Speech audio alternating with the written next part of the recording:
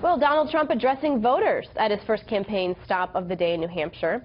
That's where Trump is doubling down on his stance that this presidential race is unfairly stacked against him.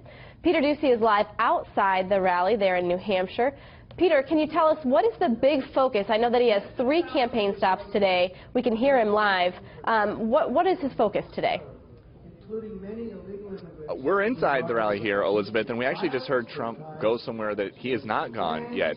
Obviously, a big issue in New Hampshire is opioid abuse, and he's talked a little bit about that. But he just said that he thinks ahead of the next debate, Hillary Clinton is behind closed doors somewhere getting pumped up with something, and he said that he proposes before their next debate on Wednesday, they should both take a drug test. He said that he's willing. He wants to see if she is off somewhere getting some kind of something pumped into her so that she is ready for him. That is something new that we have not heard. He has also, though, been going over some of the more familiar lines about Hillary Clinton. He said that right now he thinks she should be in jail, and when he said that, which goes a little bit further than him saying at the last debate, if he was president, he would put her in jail.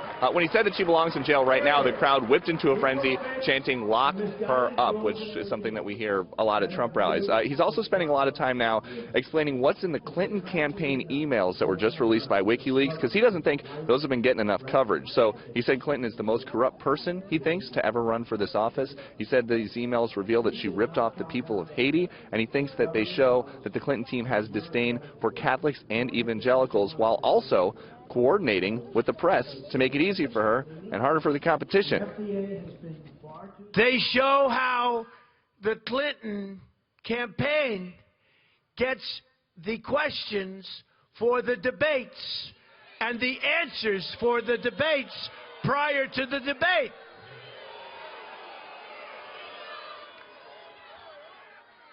And we still beat her easily in that debate.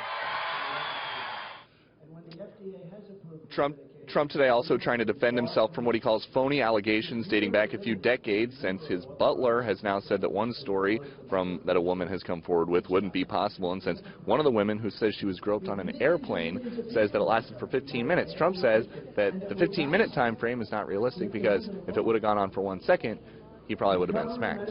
Elizabeth.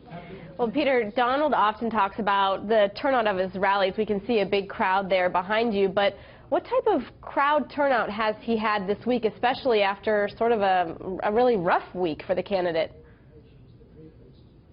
Right, bad week, but good turnout, or at least similar turnout to other Saturday rallies that we've been to at similar-sized venues. There was a long line a few hours before the doors opened. We've got some pictures of it for you. Still a lot of people in Trump gear, very excited Trump supporters chanting his name, chanting "Lock her up" as they have inside. And then once folks were allowed inside, the Trump started walking around with some flyers listing instructions to volunteer, and one of the volunteers told us that they have these flyers and they're specifically looking for female Trump supporters because they want females out in New Hampshire on behalf of Trump. They think that would help soften him up a little bit. We don't have any numbers yet about how many they were able to recruit. We're hoping to get that in a little bit, but I can tell you that from here, Trump is off to another New England stop in Bangor, Maine for an arena rally, and then off to a dinner in New Hampshire. The campaign says, despite everything that happened, despite the debate coming up, they are not slowing down. Elizabeth. All right, Peter Doocy reporting live. Never a dull moment for you on the trail there. Peter, thank you so much.